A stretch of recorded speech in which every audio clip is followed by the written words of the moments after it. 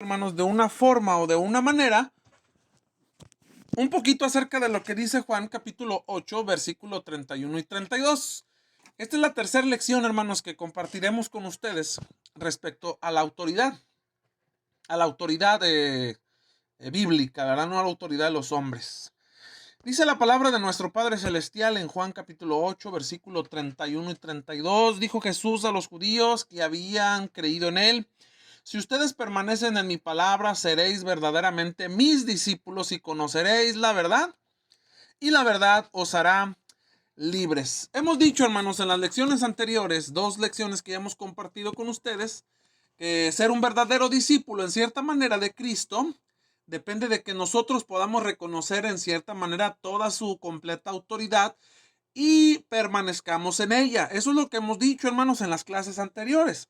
Hemos aprendido también, hermanos, que permanecer en la palabra de Cristo nos trae como bendición un conocimiento de ¿qué?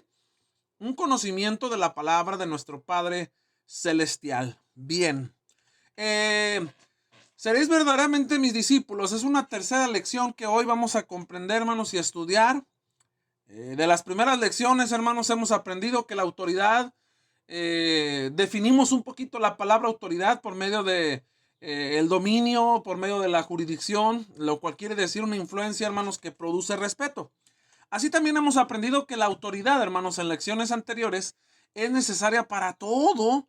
Nota bien, hermanos, lo que hemos dicho, ¿eh? Para todo lo que hacemos en cuestión de religión. Hemos aprendido, hermanos, también que a todo el que hace un acto religioso se le puede preguntar y se le puede demandar con qué autoridad haces estas cosas. Diríamos hoy, ¿con qué autoridad estudiamos la palabra de Dios? Bueno, porque hay muchos textos que nos dicen, nos señalan, nos mandan a que todos y cada uno de nosotros precisamente hagamos eso, estudiemos la palabra de nuestro Dios. Y siempre la pregunta, ¿quién te dio esa autoridad?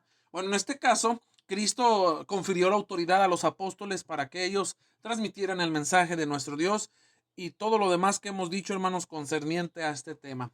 Hemos aprendido, hermanos, que hay dos fuentes de autoridad: la fuente humana y la fuente divina. También aprendimos, hermanos, en las lecciones anteriores, ciertamente que el Señor considera temerario y profano a aquel que hace lo que Él nunca le ha mandado.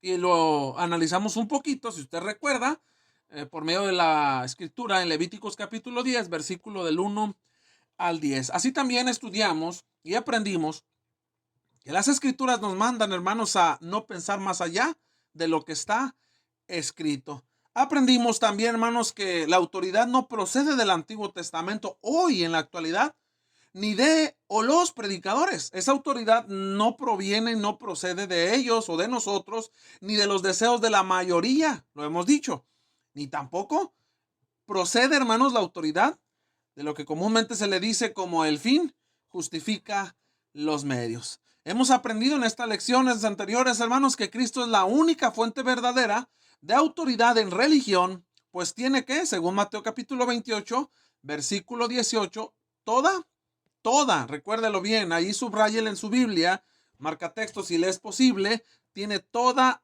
potestad, o sea, toda autoridad, hermanos. Y hemos aprendido también, la autoridad de Cristo, hermanos, es presentada ahora en el Nuevo Testamento. Eso es lo que más bien vamos a aprender el día de hoy. La autoridad de Cristo es presentada ahora en el Nuevo Testamento. Eso es lo que vamos a aprender, hermanos, el día de hoy. Ojalá que podamos comprender cada una de estas partes. Por ejemplo, Dios habló, dice Hebreos capítulo 1, verso 1, hermanos, de muchas formas. Podemos recordar que Dios hablaba a través de sueños, a través de visiones, a través de escritos, a través de los profetas. Dice aquí Hebreos 1:1 que Dios hablaba en otros tiempos, ¿verdad? De muchas formas. ¿A quiénes? Bueno, se dirigía a los padres por medio de quién? Por medio de los profetas. Hoy era cristiana, esa es la diferencia que hace hoy, nos hace hablar por medio de quién? Por medio de su Hijo. Nos lo dice Hebreos capítulo número 1, versículo número 1. Así que Jesucristo habló, hermanos, por medio de sus apóstoles, quienes fueron testigos y quienes fueron sus embajadores. Es por ello que en esta ocasión vamos nosotros a abrir nuestras Biblias para considerar estos textos, hermanos, que estamos nosotros presentando aquí en la proyección. Usted los puede leer junto conmigo, abra su Biblia y podemos nosotros ahí corroborar lo que estamos comentando, hermanos, en esta hora. Ejemplo, tenemos en Lucas capítulo 24, ¿verdad? Que Jesucristo habló por medio de los apóstoles, quienes fueron ellos sus testigos, quienes fueron ellos sus embajadores. En Lucas capítulo 24, hermanos, en los versículos 46 al 48, nos dice de la siguiente manera. Note bien, y él les dijo, ¿a quiénes?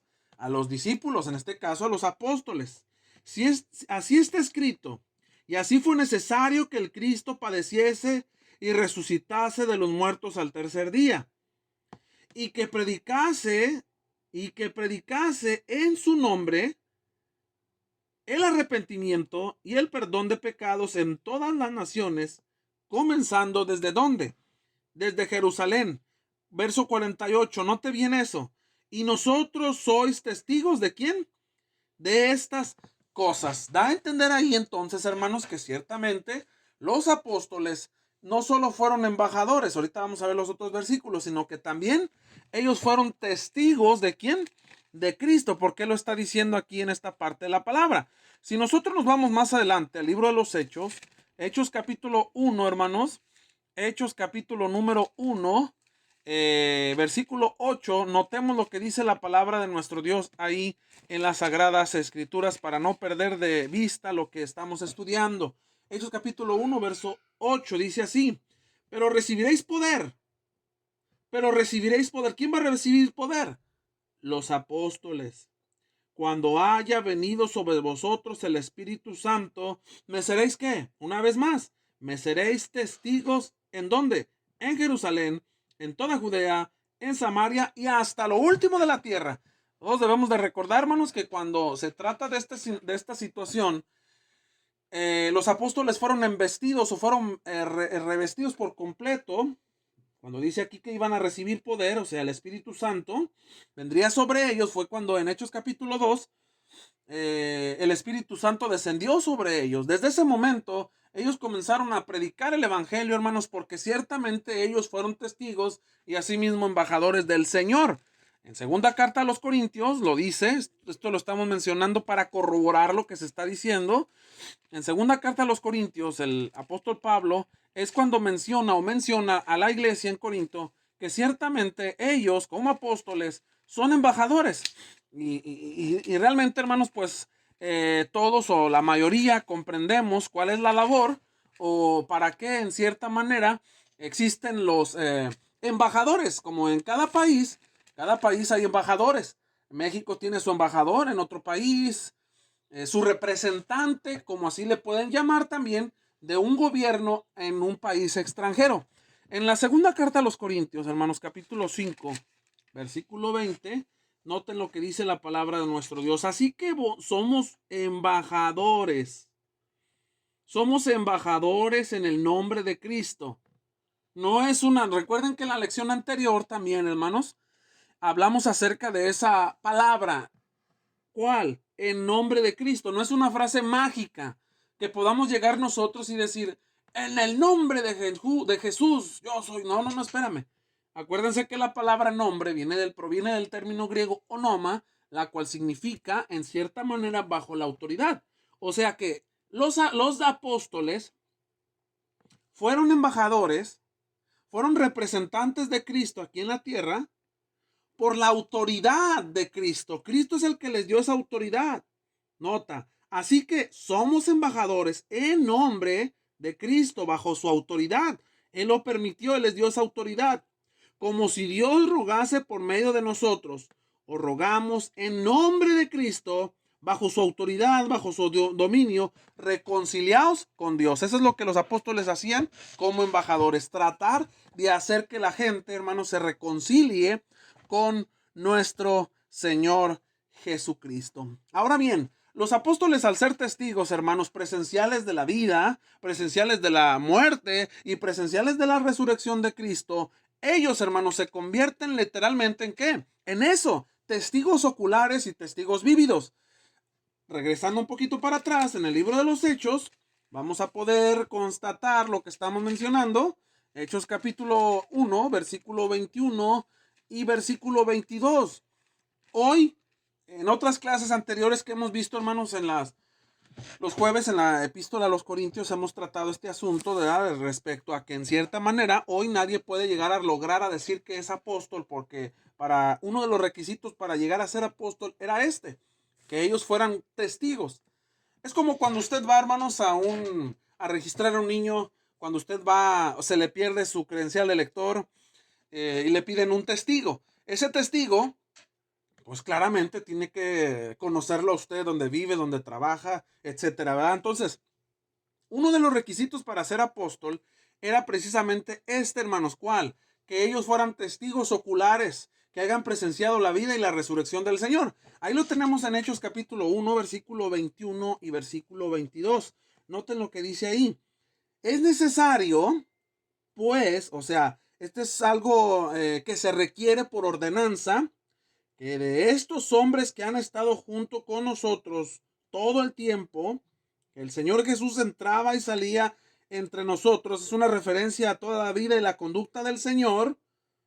Comenzando desde el bautismo de Juan hasta el día en que entre nosotros fue recibido arriba, uno se ha hecho testigo con nosotros de su resurrección. Estamos hablando aquí, hermanos, según lo que estamos leyendo, que se trata, hermanos, de la elección de un nuevo apóstol, porque ahora ya Judas ya no es apóstol porque él entregó el ministerio por medio de la traición. Entonces, recuérdelo bien, para lograr ser apóstol se necesita que esa persona sea testigo presencial de la vida del Señor y de su resurrección. O sea que en pocas palabras, hoy, hermanos, eso es imposible, porque imagínense entonces cuántos años tendría una persona, ¿verdad? ¿Cuántos años tendría la persona el día de hoy? Bueno, continuamos entonces con nuestra clase. Los apóstoles eran representantes de Cristo, hermano, lo hemos dicho, recuérdelo. Ellos eran los embajadores.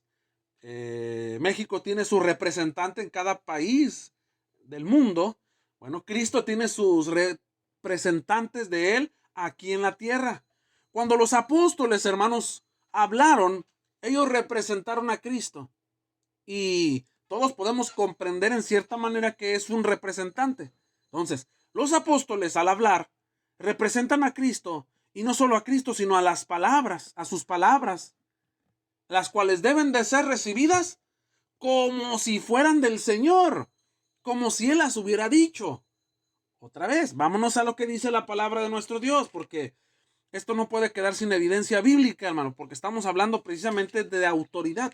En Lucas, en el Evangelio de Lucas, vamos para allá, Lucas capítulo 10, versículo 16, la palabra de nuestro Padre Celestial dice de la siguiente manera. Lucas capítulo 10, versículo 16, dice, y el que a vosotros oye, recuerde, son palabras de Cristo, está hablando con los apóstoles, y el que a vosotros oye, como los jueves que estudiamos la carta de Pablo, a mí me oye, y el que a vosotros desecha, a mí me desecha, y el que me desecha a mí, desecha al que me envió. Entonces, es una cadena, hermano. Los apóstoles representan la palabra del Señor, pero también a su vez representan la palabra del Padre Celestial. Conjuguemos esto con lo que dice el evangelista Juan en su capítulo número 13, Juan capítulo número 13, versículo número 20. Juan capítulo número 13, versículo 20, hermanos. Notemos lo que dice aquí la palabra de nuestro Dios. De cierto os digo, que el que recibe al que yo enviare, me recibe a mí. Ese es el trabajo que hace un embajador, hermano. Y el que me recibe a mí, recibe al que me envió. Dos pasajes que están diciendo lo mismo. Igualito, hermano. O sea, que los apóstoles tienen la autoridad del Cristo y el Cristo tiene la autoridad del Padre, y ellos hablan lo del Cristo y lo del Cristo hablan también lo del Padre, hermano. Entonces, ciertamente los apóstoles hablan porque son palabras de Cristo, no son palabras de ellos, ¿verdad? No son palabras ciertamente de cada uno de ellos. En 1 Tesalonicenses capítulo 2, verso 3, hermanos, dice lo siguiente. 1 Tesalonicenses capítulo 2, versículo 13 dice, por lo cual también nosotros sin cesar damos gracias a Dios, de que cuando recibisteis la palabra de Dios, que oíste de quién, de nosotros, la recibisteis no como palabra de hombre, como cuando se nos predicó el evangelio a nosotros, hermano. ¿verdad? ¿Cuántas veces probablemente pensamos nosotros que quienes predicaban la palabra, porque nosotros no nacimos en el cristianismo, pero cuántas veces, hermanos, pensamos nosotros que quienes predicaban la palabra o decíamos, juzgábamos, son palabras de los hombres, como en este caso dice aquí el Evangelio de Juan, bueno, es Juan, un hombre, pero cuando alguien nos vino a predicar el Evangelio, cuando alguien nos habló, hermanos, de Cristo, de su palabra, dice aquí la escritura, que nosotros de antemano recibimos. Dice aquí la escritura, déjeme ver si puedo poner aquí. Ok. Aquí está, hermanos, en esta parte. Cuando nosotros recibimos, aquí dice, recibisteis, la palabra de Dios, en el momento, hermanos, yo no sé cuánto tardó usted en recibir bien la palabra de Dios, que nos haya caído como comúnmente decimos, ¿verdad? El 20, cuando nos cayó el 20, de decir, oye, esto sí es palabra de Dios. Cuando recibiste la palabra de Dios, ¿que oíste de quién? De nosotros, o sea, en este caso de los apóstoles. Cuando los hermanos en Tesalónica recibieron la palabra de boca de los apóstoles, la recibieron no como palabra de ellos, sino según es en verdad, la recibieron como palabra que es de Dios, la cual actúa, perdón, en vosotros los creyentes. Esto es verdad, hermanos, ¿verdad? Así recibimos nosotros la palabra. No como las palabras que está hablando o me habló el predicador o el hermano que en este entonces me habló, ¿verdad? Sino como palabra que proviene de la boca de ¿quién? De nuestro Dios. Muy bien. Ahora bien, el mensaje de los apóstoles, hermanos, es altamente confiable. Yo creo que ustedes, al igual que yo, hemos oído, hermanos, en las calles, hemos oído a familiares, amigos. Probablemente nosotros fuimos de los que dijimos así, ¿verdad? Ay, pero ¿cómo le vas a creer ese libro si ese libro fue escrito por hombres? Ni sabíamos cuántos hombres, ¿verdad?, escribieron la Biblia, pero decíamos eso, ¿verdad? No, es escrita por los hombres y no tiene fiabilidad, no es confiable. Bueno, a través del tiempo que recibimos su palabra, ahora entendemos y comprendemos, y esto nos va a servir, hermanos, para poderle enseñar precisamente a esas personas que ciertamente, la palabra es confiable, ¿verdad? Por todo lo que a continuación vamos a estudiar. Por ejemplo, en Gálatas capítulo 1, versículo 11 y 12, dice lo siguiente. En Gálatas capítulo 11 versículo 11 y 12, dice lo siguiente. Vamos para allá, hermanos. ¿Por qué? Porque todo esto es necesario que lo apuntemos para poderle ayudar a esas personas que probablemente, al igual que nosotros, estuvieron en su debido momento, estuvimos en su debido momento respecto a ignorar, ¿verdad?, todas estas cosas. Estos versículos de la Biblia nos van a ayudar a apoyar, hermanos, esta cuestión. En Gálatas 1:11, capítulo 1, versículo 11 y 12 dice: más os hago saber, hermanos, que el evangelio anunciado por mí no es según hombre, pues yo ni lo recibí ni lo aprendí de hombre alguno, sino por revelación de Jesucristo.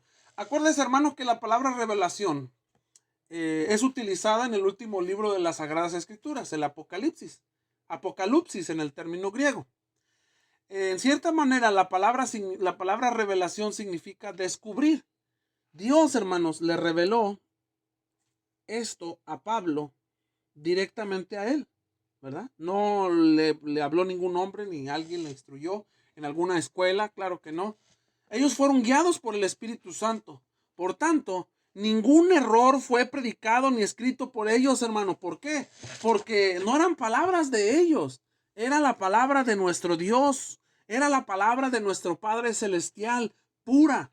Ellos solo fueron utilizados, hermanos, como en tiempos de antaño, ¿verdad?, que utilizábamos la máquina de escribir. Bueno, ahora usamos la computadora. Ellos fueron usados como un utensilio, un recipiente para que ellos pudieran transmitir lo que Dios le placía decirnos.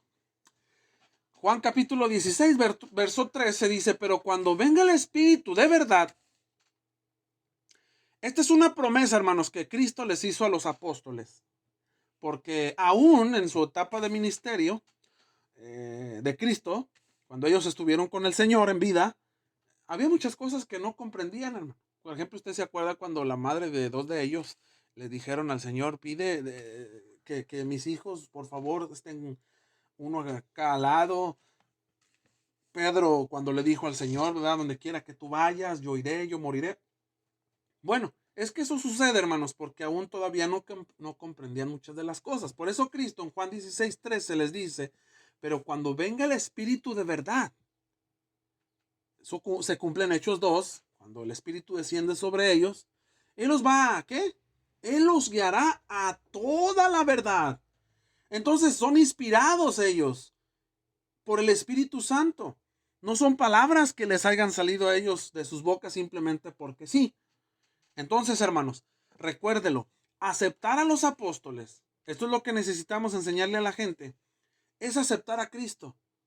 Rechazarlo es rechazar a Cristo, lo leíamos en los pasajes anteriores, el cual de antemano fue el que los envió a los apóstoles. Siempre hemos aplicado Mateo capítulo 28, versículo 18 al 20, hermanos, para que nosotros salgamos a predicar. Muy bien, está bien, pero en primera plana, en primer parte, el apóstol, Cristo más bien, perdón, está hablando en esta parte, en Mateo capítulo 28, porque toda potestad me es dada en el cielo y en la tierra, por lo tanto, id. Ese mandamiento de id, hermanos, en primera persona, está dicho, mandado, ordenado para ellos, para los apóstoles, de ir a predicar el evangelio. Entonces, quien acepta a los apóstoles ha aceptado a Cristo. Quien niega a los apóstoles, quien los rechaza, aún a Pablo, como muchos judíos el día de hoy, han rechazado también. ¿A quién? Al maestro. Qué importante es esto, hermanos. Ahora, perseverar en la doctrina de los apóstoles es bien importante. Lamentablemente, hermanos, muchos han dicho que la doctrina de los apóstoles es otra doctrina, porque es la doctrina de los apóstoles. Vamos allá a Hechos capítulo 2, verso 42. Por ahí alguien ha enseñado, es más, tristemente lo digo, hermanos, hasta en algunas iglesias del Señor se ha enseñado erradamente, han profanado la palabra de Dios y han dicho, hermanos, que sí, que la palabra de los apóstoles es diferente a la que Cristo enseñó. Pero vamos a ver, hermanos, lo que dice la Escritura respecto a este punto. En Hechos 2:42 dice la palabra de nuestro Dios. Y perseveraban. ¿Qué significa esa palabra, hermanos? Continuaban en la doctrina de ¿quién? De los apóstoles, en la comunión unos con otros y en el partimiento del pan y en las oraciones. Esto es lo que nos dice Hechos 2:42, hermanos. Los apóstoles predicaron y escribieron ¿qué? El Nuevo Testamento. Escribieron toda la verdad, hermanos, que necesitamos saber. ¿Para qué? Para salvarnos. No escribieron palabras, vuelvo a repetir, palabras de ellos. Escribieron palabra de ¿quién? Palabra de nuestro Dios. Note lo que está escrito más adelante. Vamos hacia adelante en Hechos capítulo 20, verso 27. Hechos capítulo 20, versículo 27. Dice de la siguiente manera. Porque no he reunido a anunciaros todo el consejo de Dios. Toda la verdad ellos la enseñaron.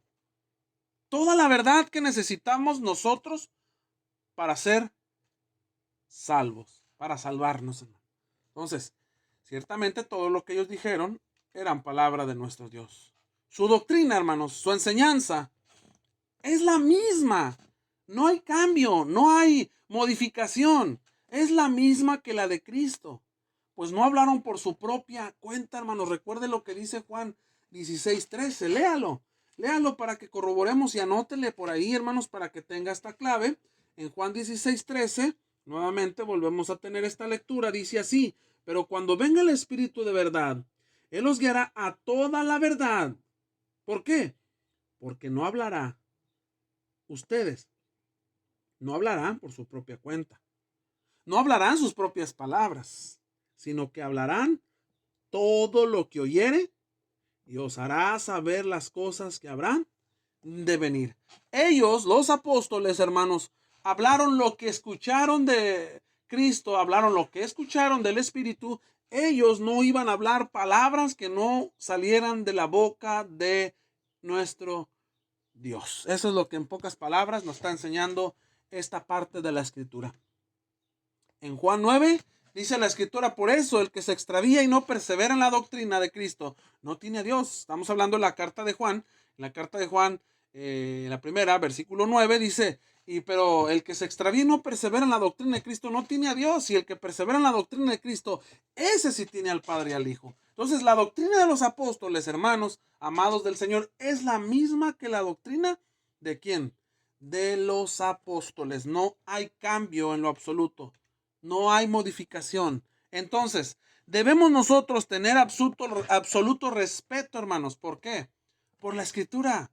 Absoluto, no en parte. Claro que no. ¿Por qué? Vamos a leer. Vamos a leer lo que dice la Escritura, hermanos, en Apocalipsis capítulo 22, versículo 18 y versículo 19. Vamos a dar lectura ahí, hermanos, a esta parte de la Escritura. Veamos lo que nos dice la palabra de nuestro Padre Celestial. Note bien lo que está ahí escrito. Apocalipsis capítulo 22, versículo 18 y versículo 19. Yo testifico a todo aquel que oye las palabras de la profecía de este libro. ¿De cuál libro? De las Sagradas Escrituras. Note, si alguno añadiere, si alguien se atreve, hermanos, a reformar esta escritura, si alguno añadiere a estas cosas, ¿qué va a pasar? ¿Qué va a pasar? Dios traerá sobre él las plagas que están escritas en este libro. Y si alguno quitare de las palabras del libro de esta profecía, Dios quitará su parte del libro de la vida y de la santa ciudad de las cosas que están escritas en este libro. Estimados y amados hermanos, ciertamente tenemos aquí una advertencia para todos y cada uno de nosotros. Para todos en lo general, hermanos, esa advertencia. Una advertencia en donde no se nos es permitido a nadie, en lo absoluto, hermanos, en lo absoluto, a nadie modificar la escritura, cambiarla. Claro que no. Claro que no podemos ni añadirle ni quitarle, ni siquiera una jota ni una tilde, diría el escritor. Claro que no se puede. Ahora, con ello, veamos lo que está en Proverbios. Vamos allá al Antiguo Testamento. Proverbios capítulo 30, versículo 5 y versículo 6. Capítulo 30 del libro de Proverbios, versículo 5 y versículo 6. Dice: toda palabra de Dios es limpia. ¿Y de qué más dice? El escudo a los que en él esperan. Verso 6. La advertencia, hermanos, está desde el Antiguo Testamento. No añadas a sus palabras para que no te reprenda y seas hallado mentiroso. Lamentablemente el día de hoy, hermanos, se le añade bastante a la palabra de Dios. Se le resta, se le suma la palabra de Dios. Y es algo que no podemos hacer. Porque debemos de tener absoluto respeto, hermanos. ¿Por qué? Por las Sagradas Escrituras. ¿Sí? Ahora bien, en 1 Corintios capítulo 4, verso 6, dice la palabra lo siguiente: para que nosotros aprendáis a qué, a no pensar más de lo que está escrito. Hay algo, hermanos, que a veces se oye como chusco, ¿verdad? Pero se ha hecho la pregunta a alguien, por ejemplo: oye, hermano, ¿y qué pasó con el ombligo de Adán? ¿Verdad? ¿De dónde sacó mujer Caín? Y preguntas, hermanos, irrelevantes que en cierta manera no afectan en nada la salvación. Y Pablo le dice a los hermanos en Corinto: hay que aprender a que no pienses más allá de lo que está escrito. Lees una porción de la escritura y luego lo estás imaginando, echando andando tu imagen. Es que aquí dice esto, pero yo creo que significa esto. No. No, hermanos, no se puede. No podemos pensar más allá de lo que está escrito. Muy bien. Continuamos entonces, hermanos. Pero esto es para una buena obra. El no pensar más allá y todas las cuestiones que hemos dicho, hermanos. ¿Por qué? Algunos operan en este modo mental, ¿verdad? Creen que si lo que hacen es para una buena fin, todo está justificado, hermano. Pero es para una buena obra. Es para un buen fin. Ahora sí que, como decíamos hace rato, hermanos, el fin justifica ¿qué? Los medios, ¿verdad? Como Robin Hood, como todos esos personajes que le robaban a los ricos para darle el dinero a los pobres. Diríamos ahorita que mucha gente está perdiendo sus trabajos, que hay escasez económica, que hay problemas con la economía. Bueno, la gente tiene necesidad, pues vamos a robarle a los que tienen para darle a los que no tienen. Y con eso nos vamos a justificar, ¿verdad? Porque los que tienen hay que quitarles poquito para darle a los que no tienen. Pues al fin de cuentas eso es robar, man. No hay justificación. No podemos decir que con el simple hecho de que es una cosa, una obra buena, hemos dicho varias veces el ejemplo, hermano, vamos a, como ahorita que no podemos abrir los lugares de reunión por decreto presidencial, pero cuando no hay, vamos a suponer, ¿verdad? Lo hemos dicho muchas veces, vamos a cerrar el lugar de reunión para irnos a un día de campo con toda la iglesia. Ahí tenemos un devocional en la alberca y luego ya tenemos la carne asada. Es una obra buena. ¿Ah? Los jóvenes van a tener un campamento. Es una obra buena. ¿Sí? Pero este modo mental no podemos utilizarlo para justificar y pensar más allá de lo que está escrito. No, hermanos, no lo podemos hacer en lo absoluto. Por ejemplo, se pide mucho dinero en las congregaciones, ¿verdad? Siempre se habla de dinero, ayuda para el líder, que para su gasolina, que para seguro social.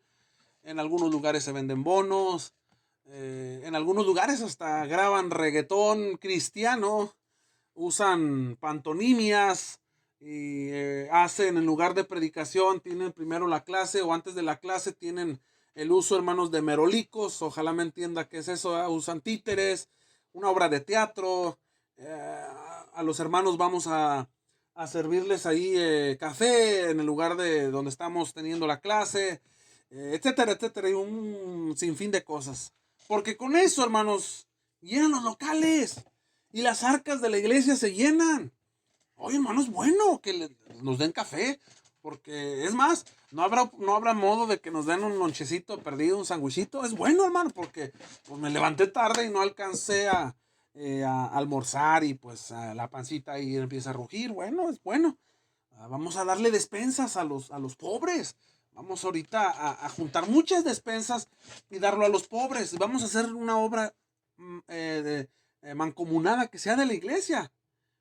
Bueno, parece bueno. Pero otra vez ese es el modo mental para poder justificar una obra que no es autorizada y permitida, ni mucho menos es mencionada por las Sagradas Escrituras.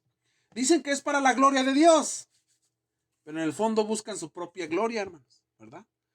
El llevar algo a nombre de la iglesia, pero al final de cuentas lo llevan a nombre de una persona. Bueno, dicen que es en el nombre de Cristo.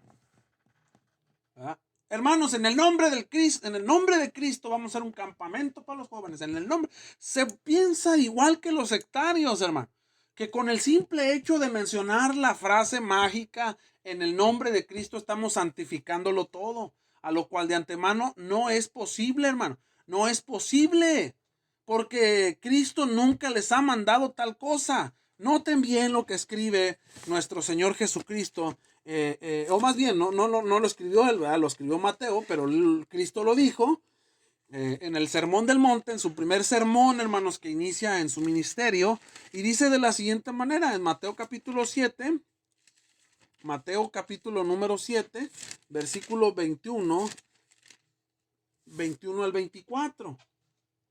Mateo capítulo 7, versículo 21 al 24, dice así: no todo el que me dice Señor, Señor entrará en el reino de los cielos. Note bien, hermanos.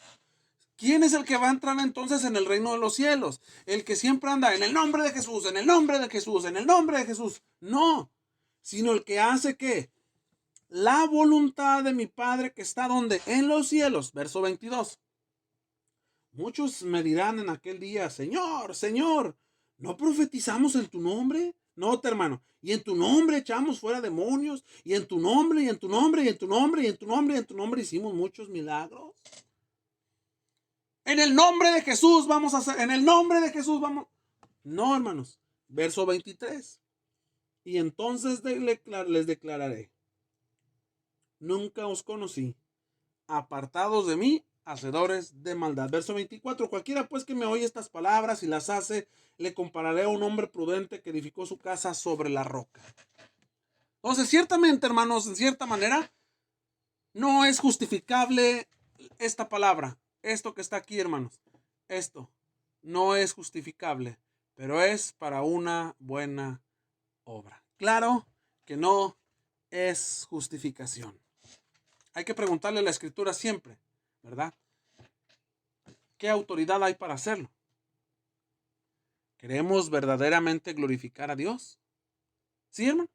¿Quiere usted verdaderamente glorificar a Dios? ¿Queremos glorificarle como personas y como iglesia? Haga lo siguiente, hagamos más bien lo siguiente. Primera de Pedro, capítulo 4, versículo 11. No andemos buscándole cosas a la Escritura que no dice, hermano. No andemos buscando, hermanos, decía un hermano por ahí, ruido del chicharrón, ¿verdad? Primera de Pedro, capítulo 4, verso 11 nos manda y nos da la pauta y nos manda la clave, no para conectarnos al Wi-Fi, no, nos manda la clave, hermanos. ¿Para qué? Para glorificar a Dios. Dice aquí, Primera de Pedro 4:11, si alguno habla, hable conforme a qué? A las palabras de Dios. Si alguno ministra, ministre conforme al poder que Dios da, para que en todo sea glorificado por Jesús, a quien pertenece la gloria y el imperio por los siglos de los siglos. Amén. Si alguien va a enseñar, enseñe conforme a lo que está escrito. Si alguien va a ministrar, o sea, va a administrar, va a cuidar, va a hacer algo, una obra,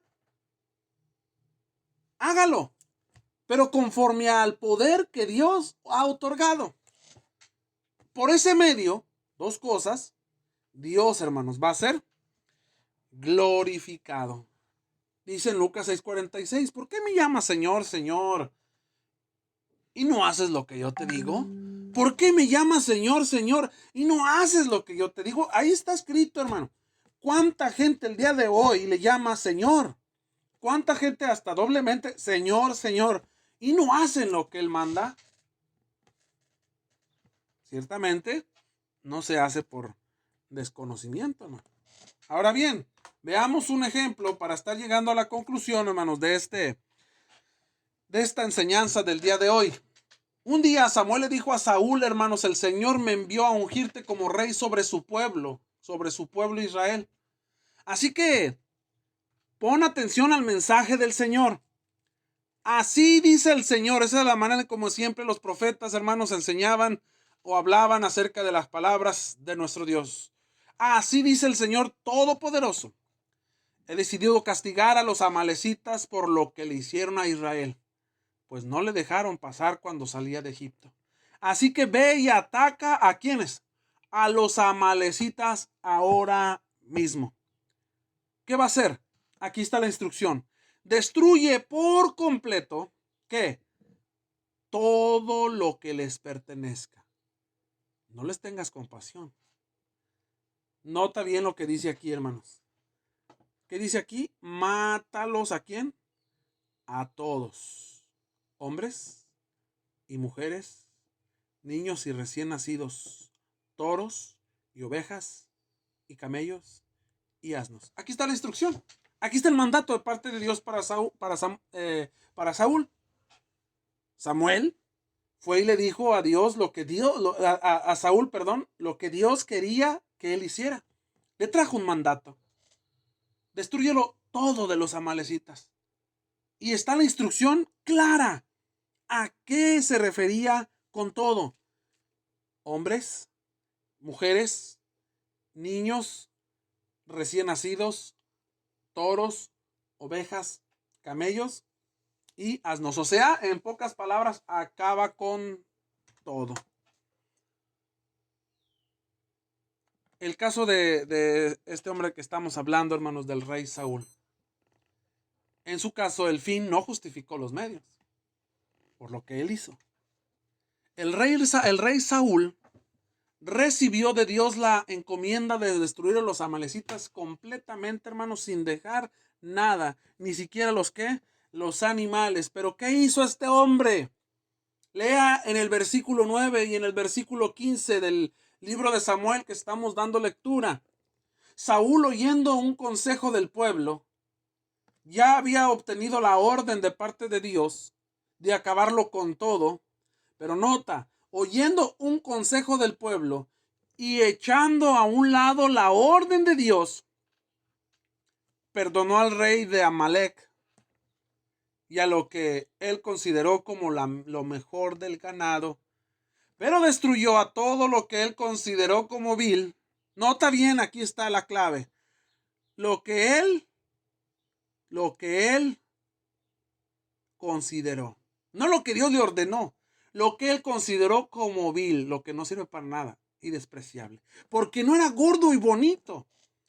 Ya ver, hermano, cómo los gorditos sí vale. ¿Eh? Dijo al profeta Samuel que lo hizo para ofrecerlo a Jehová, tu Dios. ¿Cuál era la orden? ¿Cuál era el mandato, hermanos? ¿Cuál era el mandato? Que destruyera todo. Ahora, si leemos, continuamos ahí, Saúl, hermanos, atacó a los amalecitas desde Jabalí hasta Sur, que está cerca de la frontera de Egipto. Y Agar, rey de Amalek, lo capturó vivo, pero a todos los habitantes los mató a filo de espada.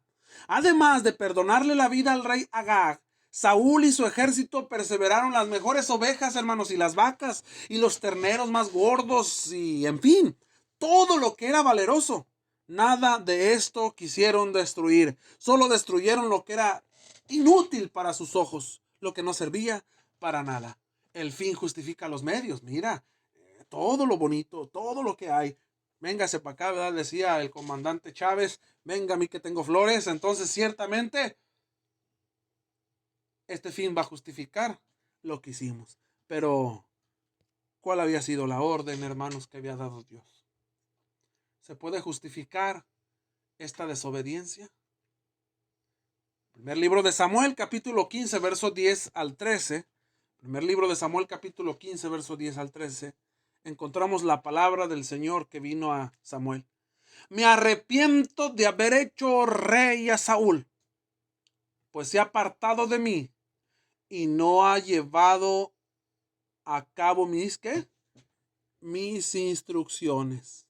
Tanto se alteró Samuel, que pasó la noche clamando al Señor. Por la mañana fue a encontrarse con Saúl, pero le dijeron, Saúl se fue a Carmel y allí se erigió un monumento. Cuando Samuel llegó, Saúl le dijo, ¿qué le dijo, hermanos? Que el Señor te bendiga. He cumplido las instrucciones del Señor. Por favor. En primer lugar, qué barbaridad haberle dicho que el Señor te bendiga. Después, he cumplido las instrucciones del Señor. No has cumplido nada. ¿Por qué pasa a veces que compramos aparatos electrónicos o cosas que deben armarse con el instructivo? El instructivo lo agarramos y lo tiramos, hermano, y de repente, ¡pum!, ya quemaste el aparato. Porque no cumpliste el instructivo.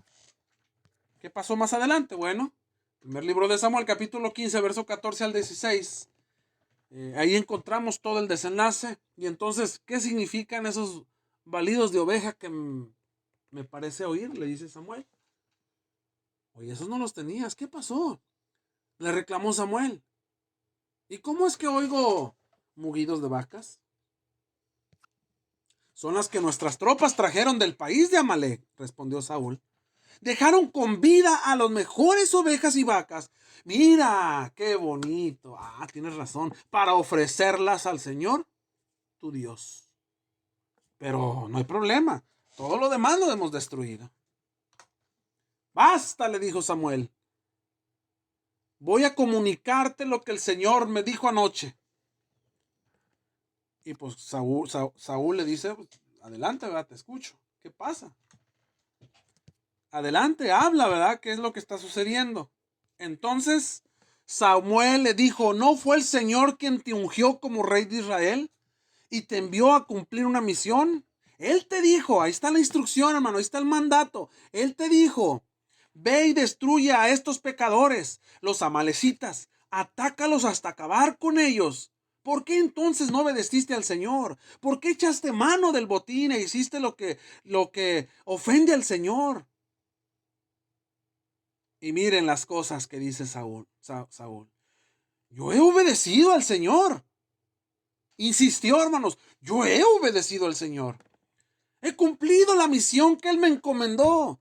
Traje prisionero a Agag, rey de Amalek, pero destruí a los amalecitas. Y el botín. Los soldados tomaron ovejas y vacas con el propósito de ofrecerlas en Gilgal al Señor tu Dios. ¿Eso lo justificaba, hermanos?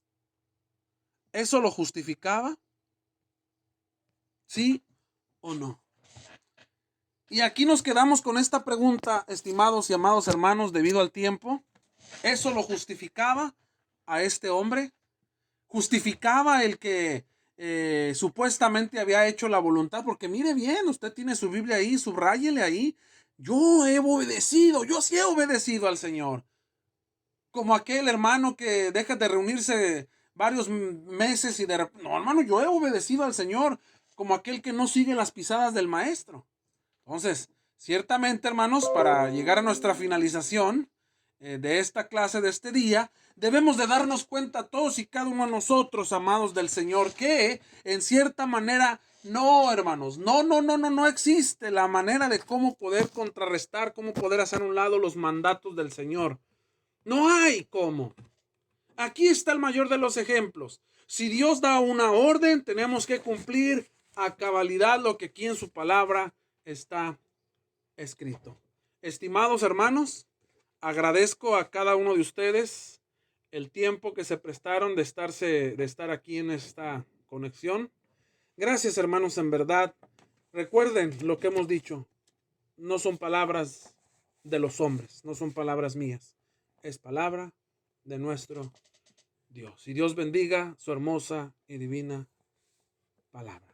Vamos a entonar una alabanza, hermanos, para terminar en esta tarde. Busquemos en nuestros himnarios el canto número 116. Canto número 116. Las promesas de Jesús.